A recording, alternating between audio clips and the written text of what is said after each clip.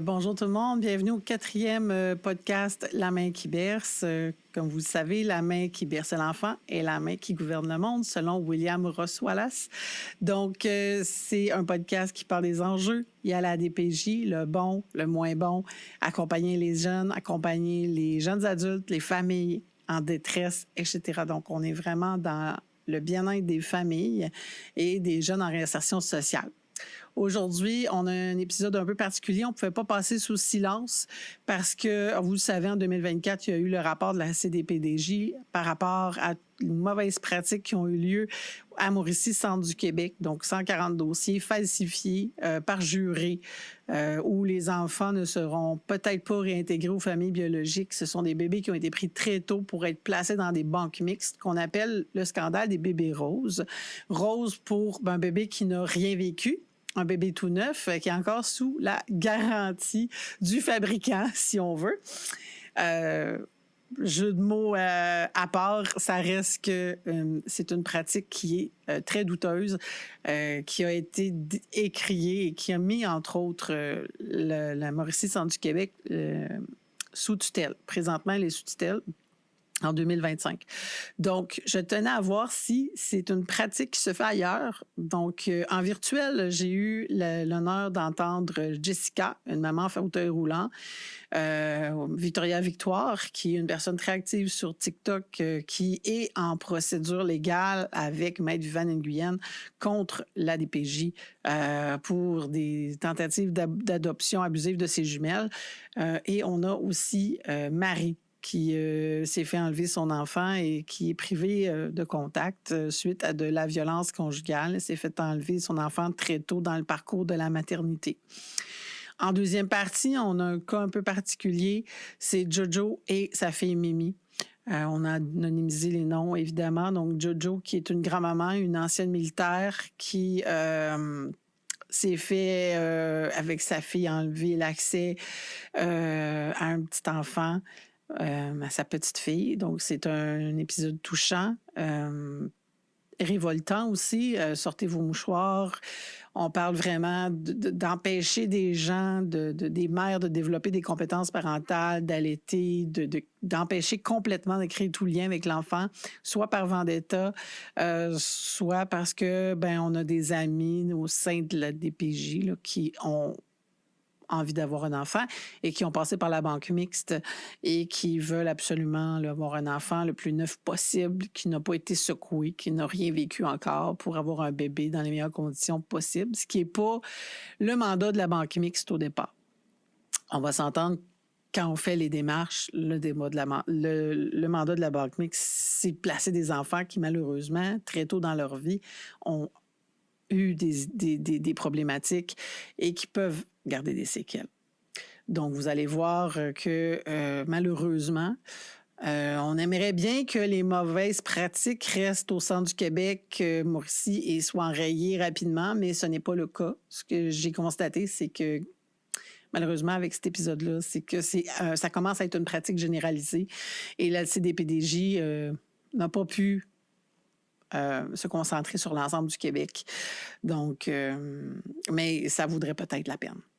Donc, bonne écoute. Et encore une fois, je remercie Au Cœur de l'Arbre, qui est notre donateur principal cette demi-saison-ci.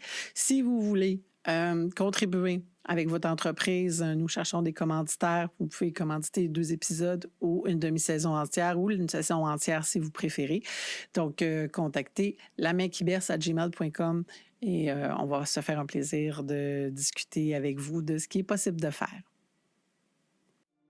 Bienvenue au balado La main qui berce. La main qui berce, c'est un projet de coopérative et un balado pour venir en aide aux familles en grande difficulté au Québec, aux jeunes en réinsertion sociale, aux jeunes sous tutelle de la DPJ. On parle de la DPJ, on touche aux sujets sensibles et ce, sans tabou, sans jugement, dans la bienveillance. Car la main qui berce l'enfant est la main qui gouverne le monde.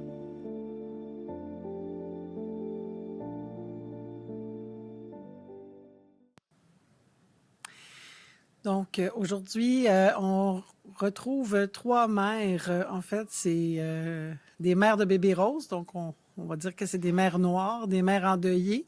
parce que malheureusement, leurs bébés ont été pris très tôt dans le processus de maternité, soit à l'hôpital, soit après même pas quelques semaines de vie, quelques mois de vie, pour être tout de suite placés dans le but d'une adoption en banque mixte. Est-ce que ça a continué? Est-ce que ça a procédé à l'adoption? On va le voir plus tard, mais ce sont des mères qui sont de différentes régions. C'est des mères qui ne font pas partie nécessairement de la commission d'enquête de la CDPDJ de Mauricie-Centre du Québec. OK? Je tiens à le préciser qu'elles ne sont peut-être pas en Mauricie-Centre du Québec. Elles pourront vous dire les grandes régions de base où elles sont, sans dire la ville ni la municipalité, effectivement. Elles sont aujourd'hui à visage couvert. Donc, j'ai Victoria, Marie et Jessica. Merci d'être venues en studio, mesdames. Merci à toi de nous avoir lancé l'invitation, Martine. Ben, ça fait plaisir. En fait, c'est quand même un scandale qui a éclaté en 2024 parmi plein d'autres scandales et on se demande un petit peu à comment on en arrive là. Hein? Et donc, j'aimerais ça que vous m'expliquiez à tour de rôle. Ben, moi, ce que j'ai Victoria, Jessica et Marie dans mon écran pour justement qu'est-ce qui s'est passé au départ pour que vous vous retrouviez avec la DPJ qui partent avec votre enfant? Est-ce que c'est un signalement durant la grossesse comme au lot? Je sais que ceux qui demandent au lot, paraît qu'il y a des signalements qui se font à ce moment-là. Qu'est-ce qui a pu arriver là où vous vous êtes retrouvés avec bref, les résultats qu'on a là. Donc, racontez-moi ça. On va commencer par Victoria, ensuite Jessica et Marie. OK. Dans le fond, dès le départ, il y a une problématique de poids d'une de mes filles. Dès la grossesse, il y a une de mes filles qui prenait juste 20% de ce que je mangeais. Donc, c'était déjà présent le problème dès la grossesse parce que je fais l'emphase là-dessus parce que c'est un peu ça qui a emmené, qui a ouvert une porte à la DPJ. Puis je me suis fait prendre mes filles, elles étaient rendues à 2 mois de vie. Puis c'était par... puis ce qu'on m'a dit, c'était que j'avais reçu 3 signalements. Un de l'infirmière à domicile. C'est pour ça que je fais l'emphase sur le problème de nutrition d'une de mes filles, parce que elle, j'avais signé le service dès l'hôpital, parce que j'avais de la misère à l'allaiter aussi, cette jumelle-là. Puis c'est ça, dans le fond, j'ai des jumelles, puis dès ma grossesse, il y a eu des problèmes au niveau de cette jumelle-là, prenait seulement 20%. 20% de ce que je mangeais. Puis il y avait déjà, quand elles sont nées, mes filles, il y avait déjà une grosse différence de grandeur de poids. Puis là, même que j'étais pas capable de l'allaiter, celle-là. Puis elle était déjà petite puis faible. Puis en passant, mes filles, j'ai quand même été loin dans le processus de la grossesse, mais elles sont quand même nées prématurées. De base, c'était des petits bébés. Les jumeaux, c'est des petits bébés. Plus petits que les autres, en termes de grandeur, en tout cas. Puis puis là, mon ex, lui, il est le père des filles, il prenait de la drogue entre-temps.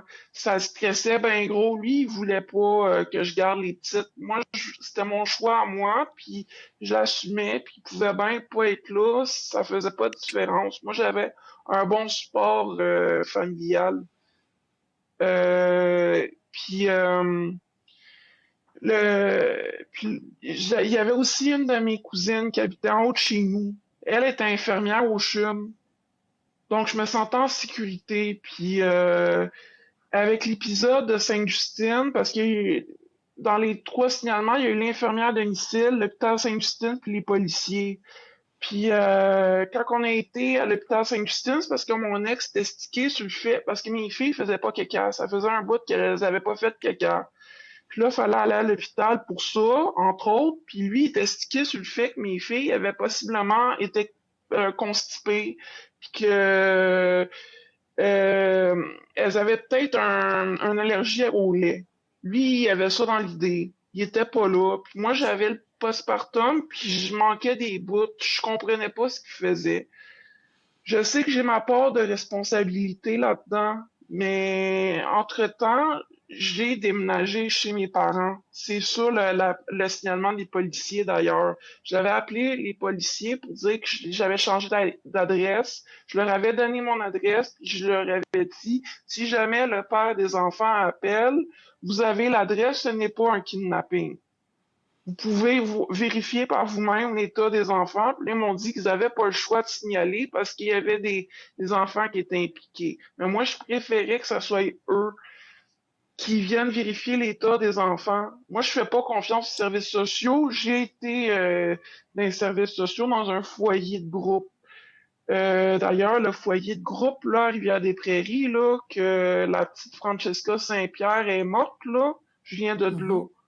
Puis je Cité des m'en Prairies, doutais. c'est ça? Non, Non, c'est pas pas Cité Cité des des Prairies, Prairies. ça c'est juste pour les gars. C'était un foyer de groupe, donc, mais que c'était ouvert, c'était pas un centre jeunesse fermé. OK. Il y avait des intervenants 24 heures sur 24, mais nous, on pouvait sortir quand on voulait. OK. Puis on avait des activités avec les intervenants, puis tout, là.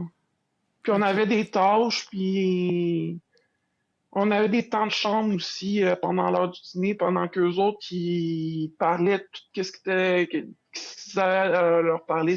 Ben, en tout cas, je dis ça vite, vite, mais c'était ça en gros. C'était un foyer où on était libre. Moi, j'ai été OK. là quand même longtemps. Puis Francesca, elle, c'est après moi. Elle est plus OK. jeune que moi. Moi, je suis OK. partie de là, j'avais 16 ans. OK. Puis là, toi, dans le fond, après 3 signalements, la DPJ vient cogner chez toi. Et comment ça se passe? Est-ce qu'il part directement avec les enfants? Qu'est-ce qui se passe à ce moment-là? Ben, c'est qu'il y avait une crise, là. C'est parce que mes parents, ils voulaient pas que je parle avec mon ex. Puis là, ils filtraient les appels, genre, j'avais pas de cellulaire à cette époque. Puis moi, j'avais des comptes à régler avec cette personne, puis ils voulaient pas le comprendre. Puis là, ça a fait que eux, ils voulaient me protéger absolument euh, de lui. Mais c'est ça, c'est que ils me faisaient pas confiance. Mes parents m'ont jamais fait confiance. Euh, Et là, je me sentais étouffée, j'avais le postpartum, puis là, j'avais été prendre une marche, puis j'avais été voir les policiers qui avaient fait un signalement. C'était mon bureau de mon quartier, ben le poste de mon quartier. J'avais été marcher, puis là, j'avais dit, ben qu'est-ce que je fais là? J'avais averti que c'est ça qui serait passé là. Tout le monde sont stressés, vu les services sociaux, puis là, tout le monde, puis là, ça marche plus. Qu'est-ce que je fais? Puis là, ils m'ont conseillé d'aller dans une ressource de violence conjugale, puis ils m'ont emmené là, les policiers. Une ressource qui peut accueillir des enfants. Puis là, j'y ai été tout seul en premier parce que mes parents, eux, ils avaient quand même la garde des enfants. Genre, c'était, je sais pas comment l'expliquer au niveau juridique, mais il y avait une entente en cours que les parents devaient me superviser, puis eux autres, c'était comme le lieu d'accueil des enfants, genre. Puis là, j'ai été là, puis j'avais dans les plans d'appeler la TS pour dire que ça marchait plus, que tout le monde est stressé, que je suis du stress, on sait pas comment gérer. Mhm. Puis j'essayais, tu sais, j'étais ouverte, j'étais transparente envers la TS, puis là, entre-temps, moi j'ai parlé à mon ex, puis là il me dit, moi j'ai un historique, j'avais déjà été dans des ressources, j'en suis une victime de violence conjugale. J'ai été aussi subventionnée par l'IVAC pour des thérapies.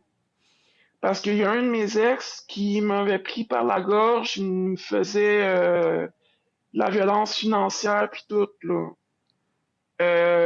Financière, psychologique puis physique. Euh, Puis j'avais été en... Je connaissais, tu sais, de Saint-Jean-sur-Richelieu, mais je peux le nommer Saint-Jean parce que je viens pas de là. Puis euh, et puis là, quand j'ai parlé à mon ex, il m'a dit, mais tu sais, ça n'a pas fonctionné à Saint-Jean-sur-Richelieu, parce qu'à Saint-Jean, c'était des règles très, très strictes. Puis moi, je dormais pas à cette époque, puis la rigidité, ça me faisait comme paniquer. Puis c'est ça qui s'était passé. Euh, là, il m'a dit, puis là, j'ai fait comme, ouais, t'as raison, puis c'était des inconnus, puis tout, puis la peur me submergeait, puis là, j'ai comme fait marche arrière, puis là, j'ai été retourné chez mon ex. J'ai fait un paquet d'erreurs. Si j'aurais su comment que les services sociaux ne sont pas bienveillants, je m'aurais arrangé pour aller consulter pour le postpartum. Ma mère, elle arrêtait pas de me nommer que j'avais des réactions qui étaient liées au postpartum. Genre, je pleurais beaucoup. Je trouvais que mes filles étaient super belles. J'avais des vagues émotives. Puis ma mère me le disait. Puis j'aurais voulu, vu que j'avais pas ce support. Puis ça, je le nomme aussi aux services sociaux, que ça l'a manqué dans leur intervention. Puis je comprends pas qu'un service qui est supposé de protéger les enfants n'ont pas eu comme déclic de dire ben, la mère peut être un potentiel danger à cause du postpartum, donc on va encourager la mère à aller consulter. Moi, je trouve que ça leur a manqué beaucoup. J'aurais aimé qu'on me pousse pour y aller parce que moi, je n'étais pas en mesure de l'identifier, ça. J'avais pas le... Puis là, à un moment donné, moi, j'y ai été par moi-même. Puis ça, je le déplore. Je suis content de l'avoir fait par moi-même, mais je le déplore que le service payé par mes impôts n'a pas pu me prendre en charge quand que j'étais même pas en mesure d'identifier ça. Mhm. Puis c'était quelque chose qui aurait pu protéger mes enfants, en tout cas. C'est moi, là, c'est ça que je voulais mentionner. Donc, Euh, c'est à partir de ce moment-là qu'ils sont partis avec tes filles, c'est ça?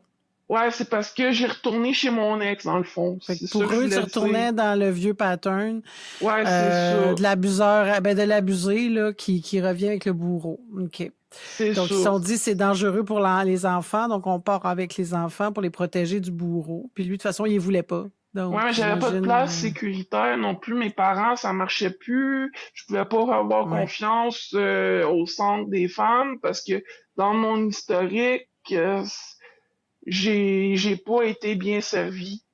ouais. Mais en même temps, lui, il savait, il a joué là-dessus là, un petit peu pour te convaincre de sortir de là, ce que j'en comprends. Là. Tu sais, il Ouais, voulait te mais ravoir, puis il savait manipuler un peu. Là. ouais, mais en connaissance que des pervers narcissiques peuvent jouer là-dedans, pourquoi qu'eux Mhm. autres, tu sais, de base, sont pas mieux outillés pour gérer des femmes qui sont pas capables de dormir, qui peuvent possiblement avoir des hallucinations ou de la paranoïa liée au manque de sommeil? Mhm. Je vais passer à Jessica.